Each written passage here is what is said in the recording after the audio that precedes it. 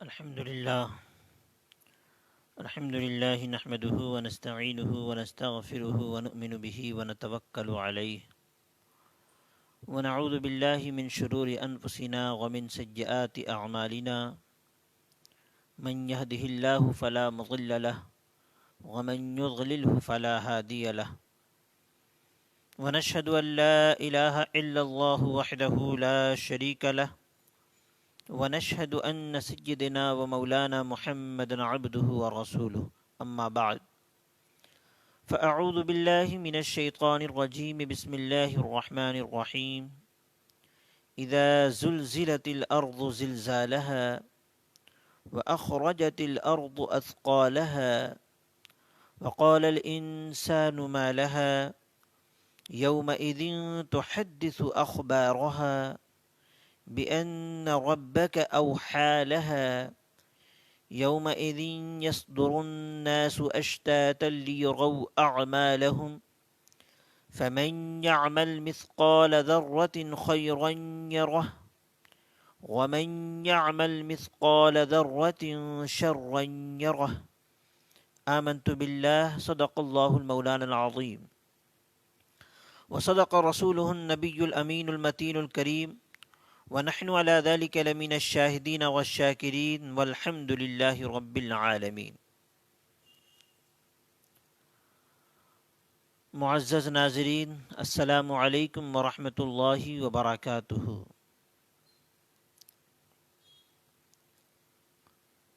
بحمدہ تعالی بتوفیق الہی آج درس تفسیر قرآن کے 13ویں نشست میں ہم حاضر ہیں، اور آج جس سورت کی تفسیر ہونی ہے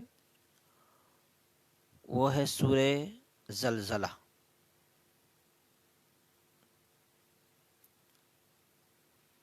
اسے سورہ اذا زلزلت بھی کہا جاتا ہے اور سورہ زلزلہ بھی کہتے ہیں۔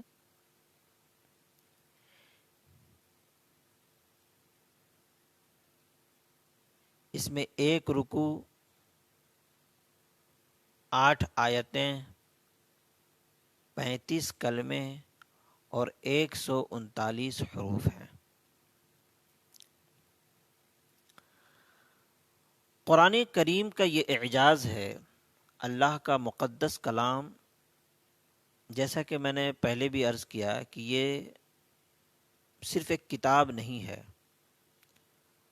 اگر صرف یہ ایک کتاب ہوتی تو اس کو پڑھنے کی فضیلت، اس کو دیکھنے کی فضیلت، اس پر انگلیاں پھیرنے کی فضیلت، اس کو چومنے کی فضیلت اتنی نہیں بتائی جاتی۔ اس کے ایک حرف پڑھنے پر 10 نیکیاں ملتی ہیں۔ مثلا اگر کوئی الف پڑھتا ہے تو 10 نیکی، لام پڑھتا ہے تو پھر 10 نیکی، میم پڑھتا ہے تو 10 نیکی، یعنی الف لام میم اگر کوئی پڑھ دے تو 30 نیکی کا وہ حقدار ہو جاتا ہے۔ تو کلام پاک یہ وہ کتاب ہے کہ جس کو دیکھنا، پڑھنا، چومنا، انگلیاں پھیرنا، یہ سب باعث ثواب ہے۔ آج جس سورت کی تفسیر میں کرنے جا رہا ہوں، اس سورت میں دنیا کی حقیقت، آخرت کے وجود کے حوالے سے، انسان کی حقیقت کے حوالے سے اس سورت میں اس کا تذکرہ ہے۔ اب یہ سورت نازل کہاں ہوا تو اس کے نزول کے حوالے سے علماء کے 2 قول ہیں۔ حضرت ابن عباس، مجاہد اور عطا کے نزدیک یہ سورت مکہ میں نازل ہوئی، اور قتادہ اور مقاتل نے اسے مدنی بتایا ہے، یعنی یہ سورت مدینہ شریف میں نازل ہوئی۔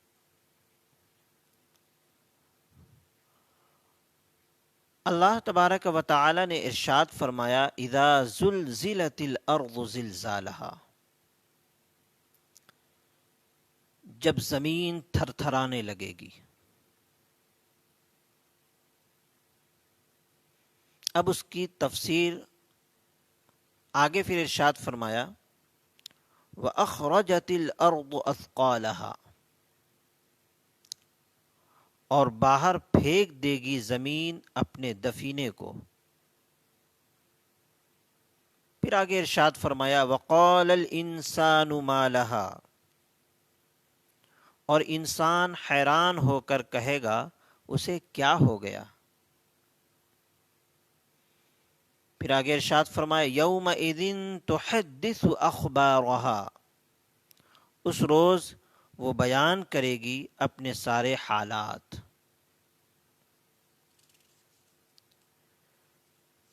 پھر آگے رب تبارک و تعالی نے ارشاد فرمایا بِأَنَّ رَبَّكَ أَوْحَى لَهَا، کیونکہ آپ کے رب نے اسے یوں ہی حکم بھیجا ہے۔ پھر آگے ارشاد فرمایا یومئذ یصدر الناس اشتاتا لیروا اعمالهم، اس روز پلٹ کر آئیں گے لوگ گروہ در گروہ تاکہ انہیں دکھا دیے جائیں ان کے اعمال۔ آگے ارشاد فرماتا ہے فَمَن يَعْمَلْ مِثْقَالَ ذَرَّةٍ خَيْرًا يَرَهُ، پس جس نے ذرہ برابر بھی نیکی کی ہوگی وہ اسے دیکھ لے گا۔ وَمَن يَعْمَلْ مِثْقَالَ ذَرَّةٍ شَرًّا يَرَهُ، اور جس نے ذرہ برابر برائی کی ہوگی وہ بھی اسے دیکھ لے گا۔ یہ پوری سورت کا سیدھا سادہ ترجمہ۔ اب اس حوالے سے مفسرین کہتے ہیں کہ جو ترجمے میں جو اللہ رب العزت نے ارشاد فرمایا اذا زلزلت الارض زلزالها، کہ جب زمین تھر تھرانے لگے گی، کیا مطلب اس کا؟ یعنی جب زمین زوردار جھٹکوں کے باعث پوری قوت کے ساتھ تھر تھرانے لگے گی۔ بعض علماء کے نزدیک اس سے مراد زلزلہ ہے جو وقوع قیامت کے وقت آئے گا، یعنی قیامت کے قائم ہونے کے قریب وہ آئے گا۔ اس کے باعث پہاڑ، لمبے لمبے درخت اور بڑے بڑے محلات، سنگین قلعے، سب کے سب ریزہ ریزہ ہو کر زمین دوز ہو جائیں گے۔ اور بعض کا خیال ہے کہ نفخہ ثانیہ کے وقت زمین پھر لرزے گی، یہاں اس دوسرے زلزلہ کا ذکر ہو رہا ہے۔ اب قرآن کریم میں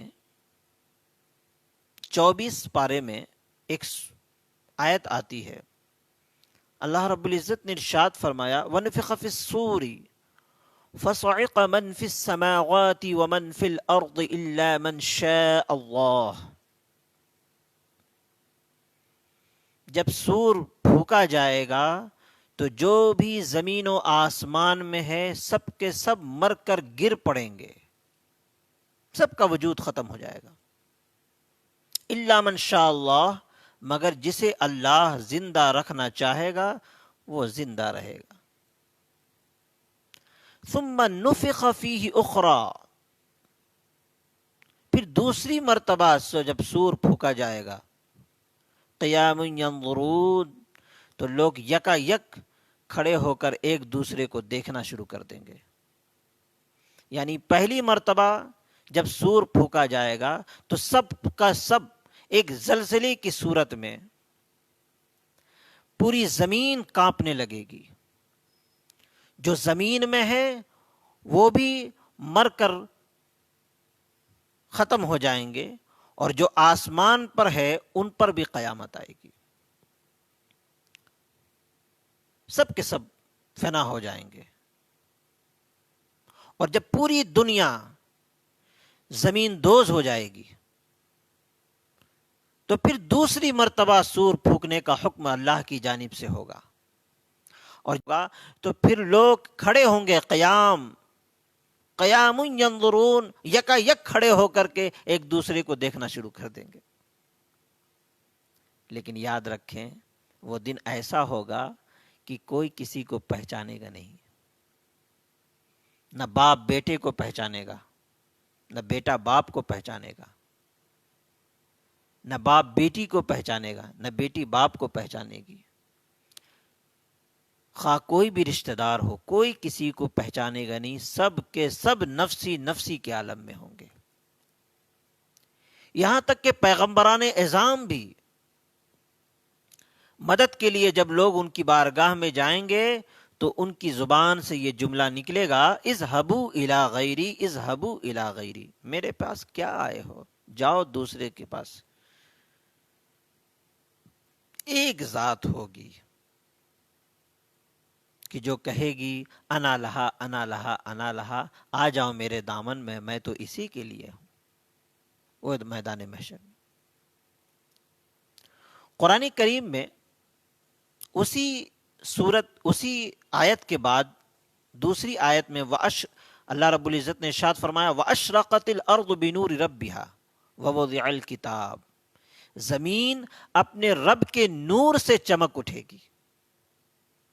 وَأَشْرَقَتِ الْأَرْضُ بِنُورِ رَبِّهَا، یہ اس صورت میں یہ آیت نہیں ہے، 24ویں پاری کی آیت میں پڑھ رہا ہوں۔ وَأَشْرَقَتِ الْأَرْضُ بِنُورِ رَبِّهَا، زمین اپنے رب کے نور سے چمک اٹھے گی، اور حالت یہ ہوگا وَوَضِعَ الْكِتَابَ، سب کے نام اعمال اس کے سامنے رکھ دیے جائیں گے۔ وَجِيءَ بِالنَّبِيِّينَ وَالشُّهَدَاءِ، اور تمام انبیاء کرام اس جگہ حاضر ہوں گے، اور تمام گواہان بھی حاضر ہوں گے۔ اب سوال یہ پیدا ہوتا ہے کون سے گواہ حاضر ہوں گے؟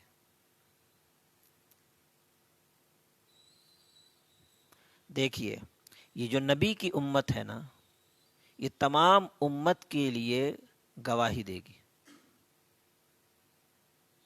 یہ نبی کی امت تمام امت کے لیے گواہی دے گی، خواہ وہ حضرت آدم کی امت ہو، حضرت شیس کی امت ہو، حضرت نوح کی امت ہو، حضرت موسیٰ کی امت ہو، حضرت یوسف کی امت ہو، حضرت یعقوب کی امت ہو، حضرت عیسیٰ کی امت ہو، حضرت داؤد کی امت ہو، حضرت سلیمان کی امت ہو، جتنے بھی پیغمبران اعظام دنیا میں تشریف لائے اور جن پر جو صحیفے نازل ہوئیں اور جن پر جو کتابیں نازل ہوئیں، وہ تمام کے تمام لوگوں کی گواہی کون سی امت دے گی؟ امت محمدیہ صلی اللہ علیہ وسلم۔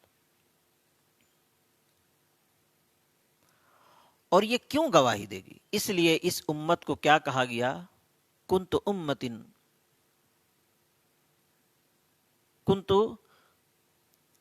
وللہ ما فی السماوات وما فی الارض وإلی اللہ ترجع الامور، کنتم خیر امہ، تم بہترین امت ہو۔ یعنی امت محمدیہ صلی اللہ علیہ وسلم کو بہترین امت قرار دیا گیا۔ اس امت میں کون ہیں؟ سیدنا ابوبکر صدیق ہیں۔ اس امت میں کون ہیں؟ سیدنا فاروق اعظم ہیں۔ اس امت میں کون ہیں؟ سیدنا عثمان غنی ہیں۔ اس امت میں کون ہیں؟ سیدنا مولا علی ہیں۔ اس امت میں کون ہیں؟ سیدنا امام حسن و حسین ہیں۔ اس امت میں کون ہیں؟ سیدنا امام باقر ہیں۔ اس امت میں کون ہیں؟ سیدنا امام جعفر صادق رضی اللہ تعالیٰ عنہ۔ اس امت میں کون ہیں؟ امام اعظم ہیں۔ اس امت میں کون ہیں؟ امام شافعی ہیں۔ اس امت میں کون ہیں؟ امام احمد بن حنبل ہیں۔ اس امت میں کون ہیں؟ امام مالک ہیں۔ اس امت میں کون ہے؟ غوث اعظم عبد القادر جیلانی رضی اللہ تعالیٰ عنہ۔ اس امت میں کون ہے؟ خواجہ غریب نواز ہیں۔ اس امت میں کون ہے؟ بابا فرید الدین گنج شکر ہیں۔ اس امت میں کون ہے؟ صابر پیا کلیر ہیں۔ اس امت میں کون ہے؟ مخدوم اشرف جہانگیر سمنانی رحمۃ اللہ تعالیٰ علیہ۔ اس امت میں کون ہے؟ اعلیٰ حضرت فاضل بریلوی رحمۃ اللہ تعالیٰ علیہ۔ اس امت میں کون ہے؟ حضور آل رسول مارہرہ شریف رحمۃ اللہ تعالیٰ علیہ۔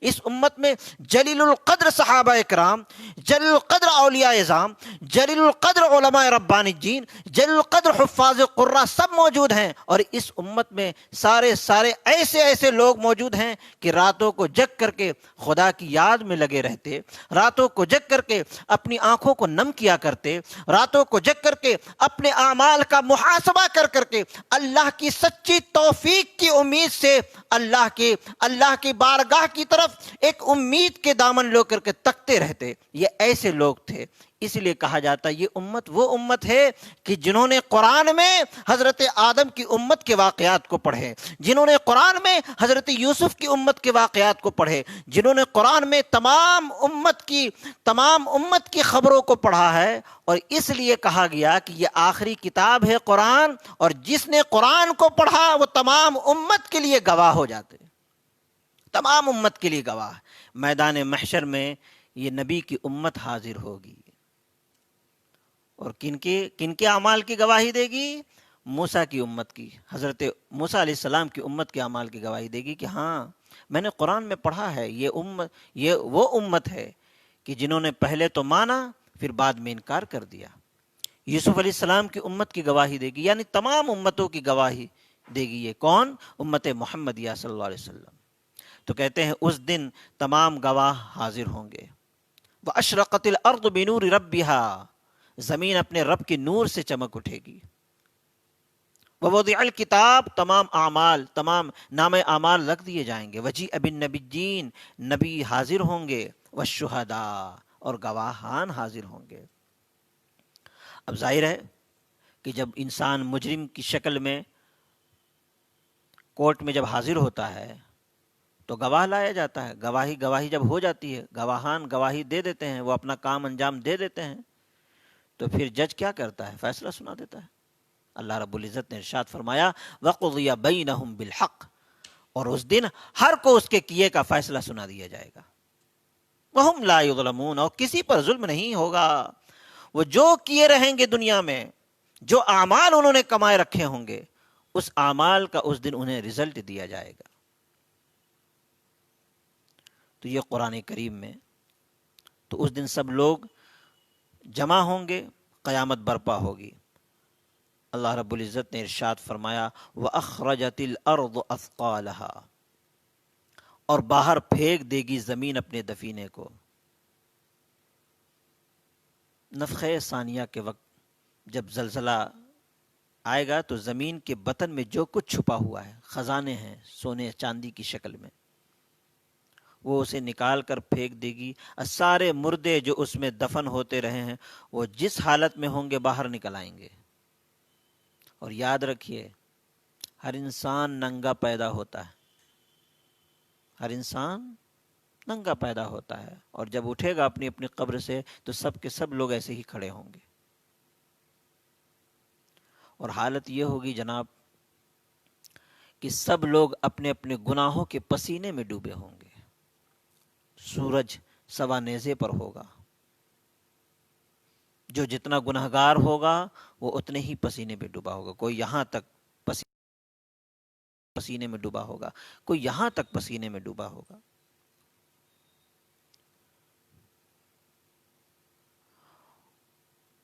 اللہ رب العزت نے پھر آگے ارشاد فرمایا وَقَالَ الْإِنسَانُ مَا لَهَا، اور ہر انسان حیران ہو کر دیکھے گا اسے کیا ہو گیا۔ انسان سے مراد یہاں وہ انسان ہے جنہوں نے قیامت کا سرے سے انکار کر دیا تھا، یعنی کفار و مشرکین۔ صدہا دلائل سن لینے کے باوجود بھی اس کا دل اسے تسلیم کرنے کے لیے تیار نہ تھا۔ جب وہ سب کچھ ہوتے دیکھیں گے تو وہ حیران و ششدر رہ جائیں گے، اور حیرت سے پوچھے گا یہ کیا ہو رہا ہے۔ تو اس دن ان کو بتایا جائے گا کہ ہمارے نبی تمہارے درمیان آئے تھے، حق و باطل کی تمیز تمہیں دے رہے تھے، اللہ کی وحدانیت کی طرف بلا رہے تھے، اور تم نے آنکھ بند کر لیا تھا۔ لیکن مومن اس دن مسرت و شادمانی سے ان کا چہرہ کھل اٹھے گا۔ ہائے ہائے، آج وہ دن آ گیا جس دن کا میرے نبی نے وعدہ کیا تھا۔ آج وہ دن آ گیا جس دن کا وعدہ اللہ رب العزت نے کیا تھا. اسی وعدے کے دن کے لیے اللہ کے نبی نے فرمایا تھا کہ نماز کی پابندی کرو، قرآن کی تلاوت کرو، جھوٹ سے اجتناب کرو، دھوکہ سے اجتناب کرو، زناکاری سے اجتناب کرو، بد نگاہی سے اجتناب کرو، بد فکری سے اجتناب کرو، بد ذہنی سے اجتناب کرو، ایک دوسرے کو عزت دینا سیکھو، چھوٹوں پر شفقت کرو، بڑوں کی عزت کرو، اخلاق اپنے اندر پیدا کرو اور خلق عظیم کا حسن پیکر بن کر کے رہو. اور اگر اپنے اعمال کو اس طریقے سے سجا کے رکھو گے تو یہی اعمال کل میدان محشر میں تمہارے کام آئیں گے. قرآن کریم میں اللہ رب العزت نے ایک مقام پر ارشاد فرمایا، وہ دن ایسا ہوگا کہ لوگ کہہ اٹھیں گے یا ویلتنا ما لہذا الکتاب لا یغادر صغیرۃ ولا کبیرۃ الا احصاها ووجدوا ما عملوا حاضرا ولا یظلم ربک احدا. سب کے ہاتھ میں نوشتہ دیا جائے گا اور سب لوگ اپنے اپنے نوشتے کو دیکھ کر کے کہیں گے یا ویلتنا ھذا الکتاب ما لہذا الکتاب، ہائے ہائے یہ ہمارے نوشتے کو کیا ہو گیا ہے. لا یغادر صغیرۃ ولا کبیرۃ الا احصاها، نہ میرے اس نے چھوٹے گناہوں کو بخشا ہے چھوڑا ہے، نہ اس نے میرے بڑے گناہوں کو بخشا ہے چھوڑا ہے. الا احصاها، مگر یہ کہ گن گن کے رکھ لیا ہے، گن گن کے نوٹ کر لیا ہے، اس نے گن گن کے لکھ لیا ہے. ولا یظلم ربک احدا، یاد رکھیں اللہ کسی پر ظلم نہیں کرتا، جو انسان جو کرے گا وہی پائے گا.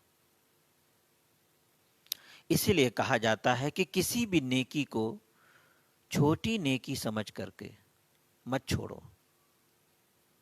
آپ کو اور ہم کو نہیں معلوم کہ وہی چھوٹی نیکی جس کو ہم چھوٹی سمجھ رہے ہیں خدا کی نگاہ میں وہ بہت بڑی نیکی ہو، اور اس ایک چھوٹی نیکی کے وسیلے سے اور اس کے صدقے میں ہماری مغفرت ہو جائے، ہمیں نہیں پتا. اور چھوٹے سے چھوٹے گناہ کو چھوٹا گناہ کر کے نظر انداز کر کے مت کر لیا کرو، اس لیے کہ چھوٹا سا چھوٹا گناہ جس کو ہم چھوٹا سمجھ رہے ہیں، اللہ نہ کرے میدان محشر میں اگر وہ بڑا گناہ ثابت ہو گیا اور خدا کی نگاہ میں ہم مجرم ثابت ہو گئے تو اس چھوٹے گناہ کی وجہ سے جتنے بھی ہمارے اعمال ہیں سب کے سب اکارت ہو جائیں گے اور ہم سزا کے مستحق ہو جائیں گے. اس لیے مومن کی شان یہ ہے، اللہ کے رسول نے مومن کو ایک شان عطا کیا ہے کہ اس کی شان یہ ہے کہ وہ صرف یہ دیکھے کہ مولا کو کیا پسند ہے اس کو کرنا ہے، اور یہ دیکھے کہ مولا کو کیا پسند نہیں ہے اس سے رک جانا ہے. یہ مومن کی شان ہے. پھر آگے ارشاد فرمایا وقال الانسان ما لها یومئذ تحدث اخبارها، اس روز وہ بیان کرے گی اپنے سارے حالات، یعنی اس وقت زمین واضح طور پر بیان کر دے گی. ابھی دیکھیے ابھی حالات کیا ہیں، پراپرٹی کے لیے جھگڑا ہوتا ہے، جائیداد کے لیے جھگڑا ہوتا ہے، بٹورے میں ادھر سے ادھر ہو گیا تو اس کے لیے جھگڑا ہوگا. جو زمین کو غصب طریقے سے حاصل کرتا ہے، ناجائز طریقے سے حاصل کرتا ہے، یاد رکھیں زمین اس دن گواہی دے گی آپ کے خلاف. یومئذ تحدث اخبارها، یہ ساری گفتگو اور سارے گفتگو کا مرجع کون ہے؟ یہ زمین. اذا زلزلت الارض، پہلی ہی آیت میں زمین کا تذکرہ ہوا.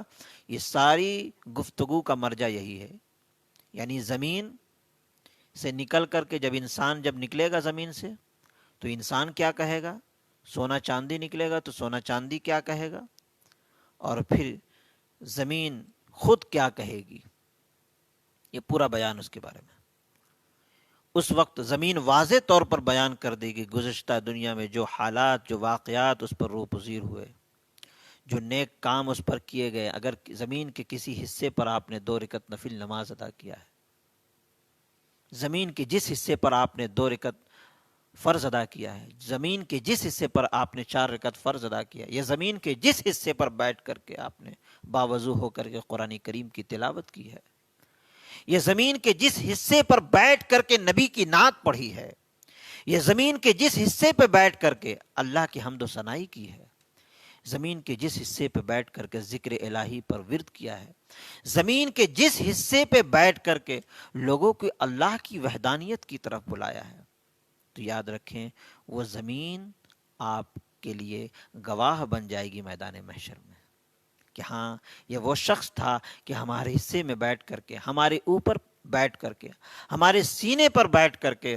اے میرے مولا لوگوں کو تجھ سے ڈرایا کرتا تھا، اے میرے مولا تیری بارگاہ کی طرف لوگوں کو بلایا کرتا تھا، اے میرے مولا تیری محبت کی طرف لوگوں کو دعوت دیا کرتا تھا، اے میرے مولا تیرے محبوب کی محبت کی طرف لوگوں کو دعوت دیا کرتا تھا، اے میرے مولا یہ وہ شخص ہے جو میرے سینے پہ بیٹھ کر کے تیری خوف سے اپنے آنکھوں کو نم کیا کرتا تھا، رویا کرتا تھا، گڑگڑایا کرتا تھا اور تیری بارگاہ میں سچی توبہ کرتا تھا اور اسی امید پر اپنا وقت گزارتا تھا کہ میرا مولا میری توبہ کو قبول فرما لے گا۔ گویا کہ اس کے نیک اعمال پر وہ زمین گواہ بن جائے گی۔ اور جو شخص زمین کے جس حصے پر زنا کرے گا، جو شخص زمین کے جس حصے پر چوری کرے گا، جو شخص زمین کے جس حصے پر ڈاکہ ڈالے گا، جو شخص زمین کے جس حصے پر برے اعمال کرے گا، جو شخص زمین کے جس حصے پہ بیٹھ کر کے لوگوں کی حق تلفی کرے گا، لوگوں کو گالی گلوچ کرے گا، اپنے ماں باپ کو اذیت پہنچائے گا، اپنے دوست و احباب کو اذیت پہنچائے گا، اپنے خاندان کو اذیت پہنچائے گا، یاد رکھیں اس کے بد اعمال کی گواہی وہ زمین کا وہ حصہ میدان محشر میں دے گی کہ مولا یہ وہ شخص تھا جو دلیری کے ساتھ میری ہی سینے پہ بیٹھ کر کے تیری ہی حکم سے عدولی کرتا تھا، میرے مولا وہ شخص تھا جو میری ہی سینے پہ بیٹھ کر کے تیری حکم کی کھلے عام نافرمانی کیا کرتا تھا، میرے مولا اتنا بے شرم شخص ہے کہ میرے سینے پہ بیٹھ کر کے تیرے حکم کے خلاف آوازیں اٹھایا کرتا تھا۔ اس دن زمین آپ کے خلاف گواہی دے گی۔ اللہ تبارک و تعالیٰ اس دن ہر شخص کو گویائی عطا کر دے گا، ہر شخص بول پڑے گا خدا کی بارگاہ میں۔ یومئذ تحدث اخبارہا۔ حضرت سیدنا علی المرتضیٰ کرم اللہ وجہہ الکریم کا یہ طریقہ تھا کہ آپ بیت المال کا سب روپیہ حقداروں میں تقسیم کر دیتے۔ حقداروں میں کیا کر دیتے؟ تقسیم کر دیتے۔ جب وہ خالی ہو جاتا تو اس میں 2 نفل نماز ادا کیا کرتے تھے۔ کیا کرتے تھے؟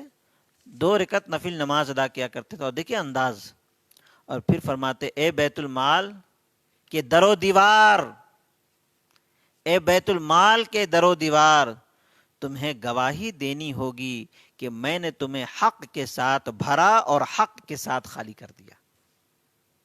یہ حضرت علی کرم اللہ وجہ الکریم صحابی رسول ہیں، نبی کریم صلی اللہ علیہ وسلم کے چچا زاد بھائی ہیں اور سب سے چہیتے داماد ہیں۔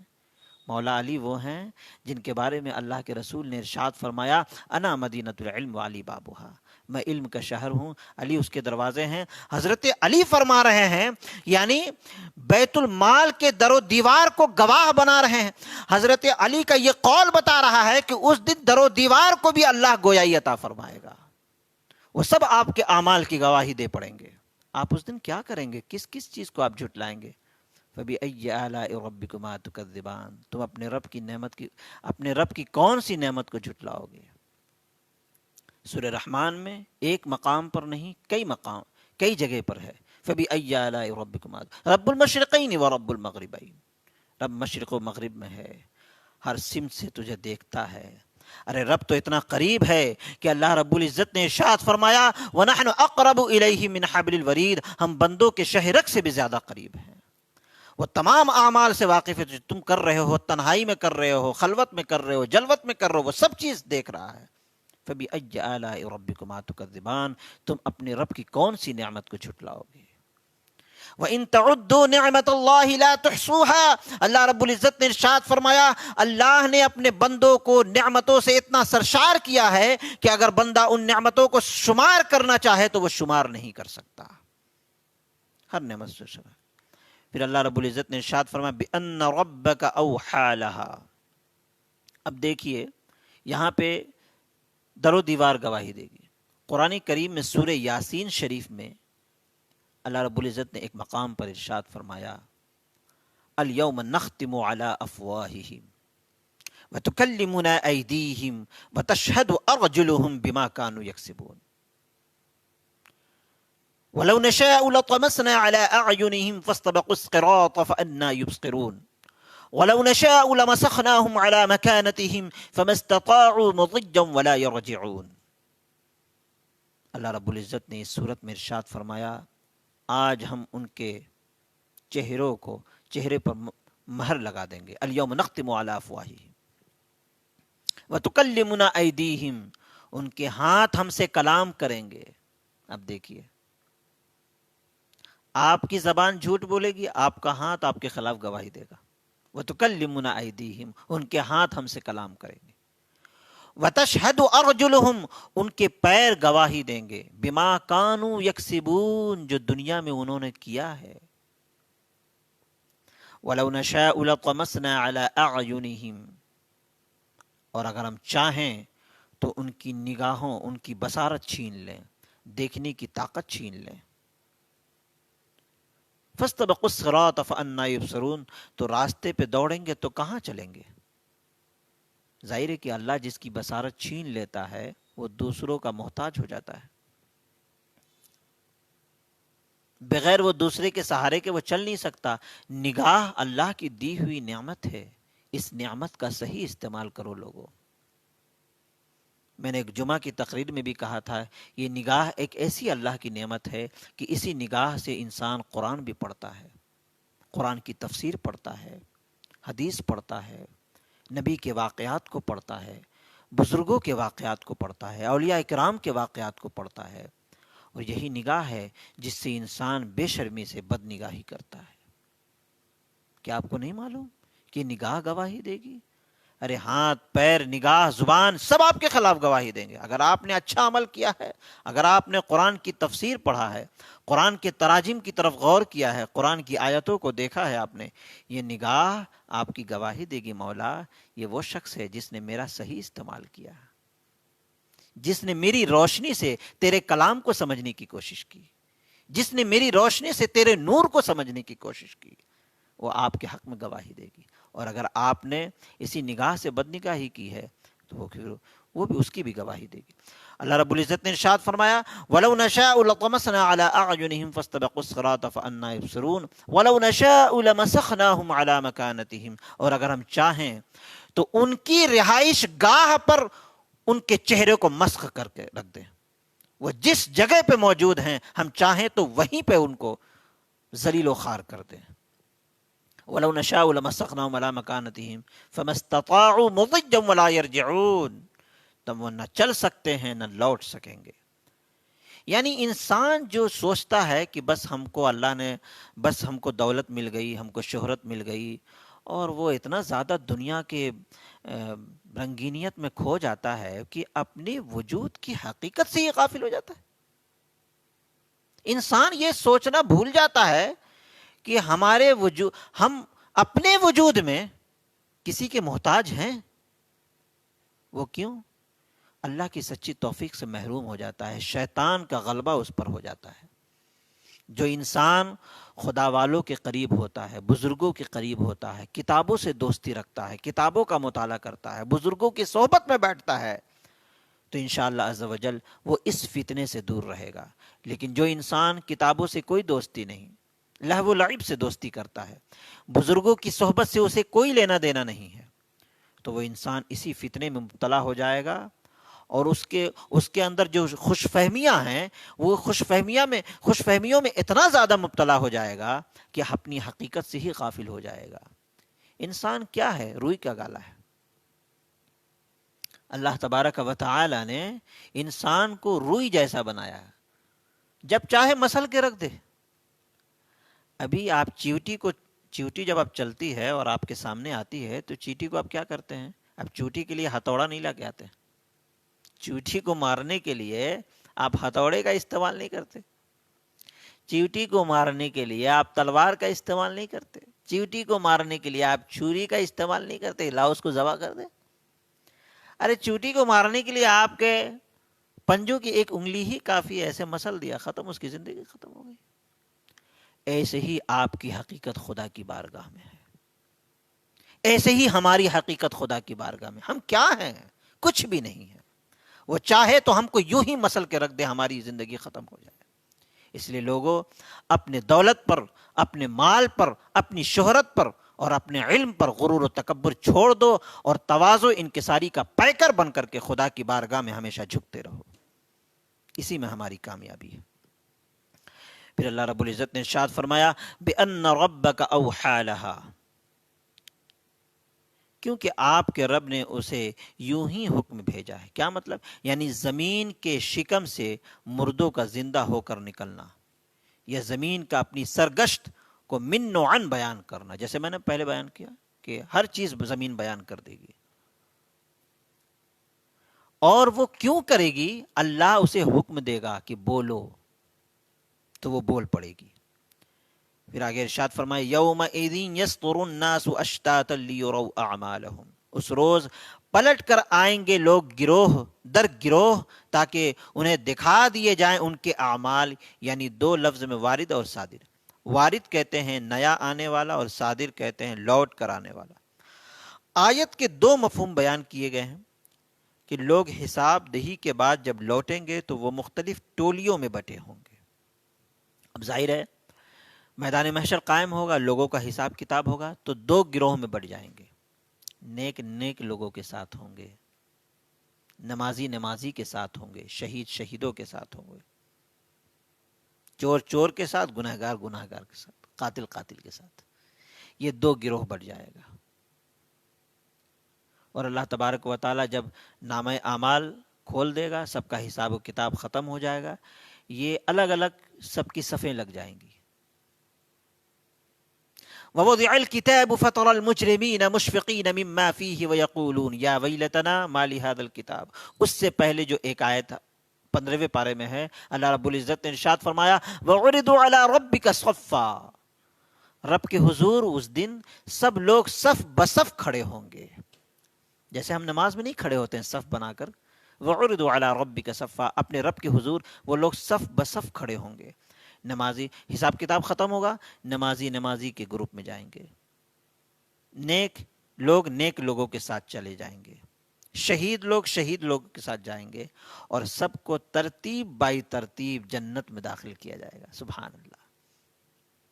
اور جو لوگ گنہگار ہوں گے، قاتل ہوں گے، چور ڈکیت ہوں گے، دوسرے کا حق مارنے والے ہوں گے، ان سب کی ٹولیاں الگ ہوں گی، اور ان کو بھی ایک ایک کر کے جہنم میں ڈالا نہیں جائے گا، جہنم میں پھینکا جائے گا۔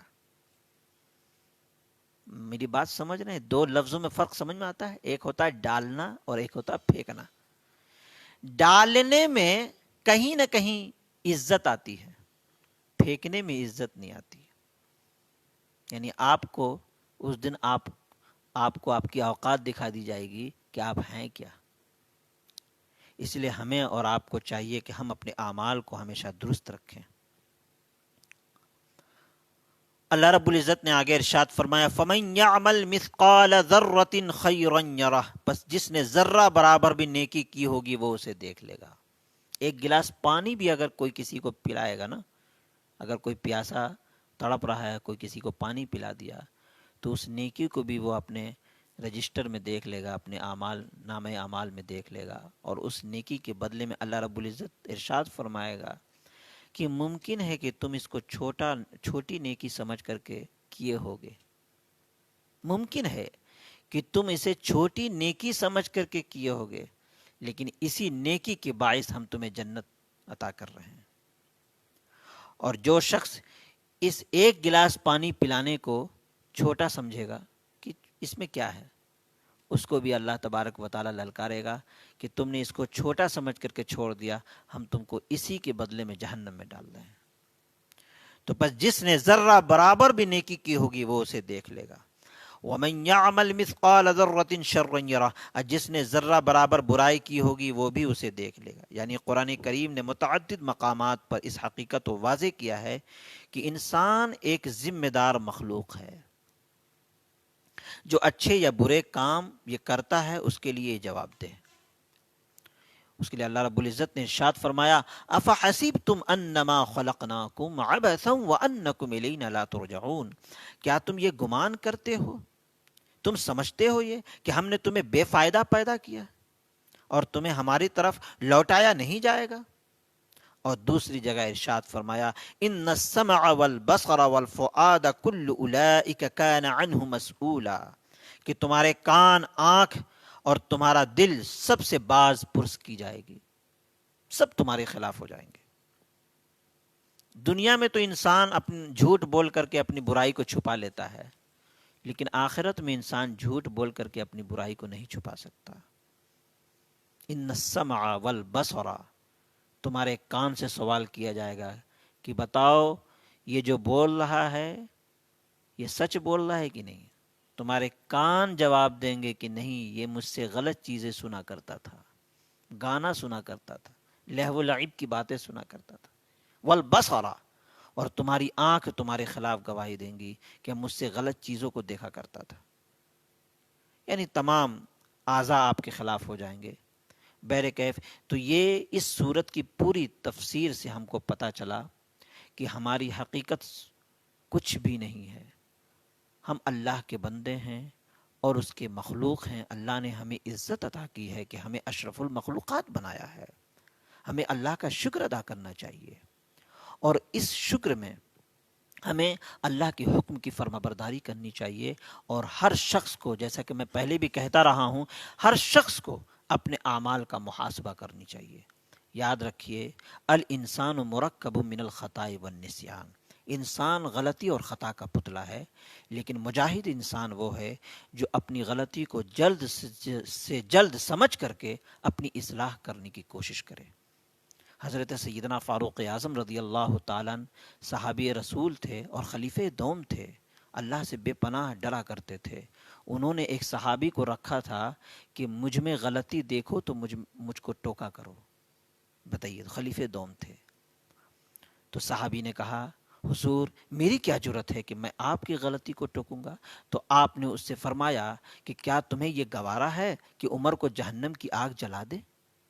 تو خلیفہ دوم کی ایسی فکر تھی کہ جن کے جنتی ہونے میں کوئی شک نہیں، اللہ کے رسول نے انہیں جنتی ہونے کی بشارت عطا کی ہے، باوجود اس کے وہ اس قدر فکر رکھتے تھے اور ایسی فکر رکھتے تھے۔ تو ہم تو گناہگار بندے ہیں اللہ کے، اس لیے ہمیں اور آپ کو چاہیے کہ ہم اپنی شرافت کو سمجھیں، اپنی نگاہوں کا صحیح استعمال کریں، اپنے اعضاء کا صحیح استعمال کریں، اپنی فکر کا صحیح استعمال کریں، اپنے ذہن کا صحیح استعمال کریں، اور خدا کے دین کو سمجھنے کی کوشش کریں، خود بھی سمجھیں اور دوسروں کو بھی سمجھانے کی کوشش کریں۔ رب العزت کی بارگاہ میں دعا ہے کہ مولا کریم ہم سب کو کہنے اور سننے سے زیادہ عمل کی سچی توفیق عطا فرمائے۔ استغفر اللہ رب من کل ذنب واتوب الیہ، لا الہ الا اللہ محمد رسول اللہ صلی اللہ تعالی علیہ وسلم، وما علینا الا البلاغ۔ السلام علیکم ورحمۃ اللہ وبرکاتہ۔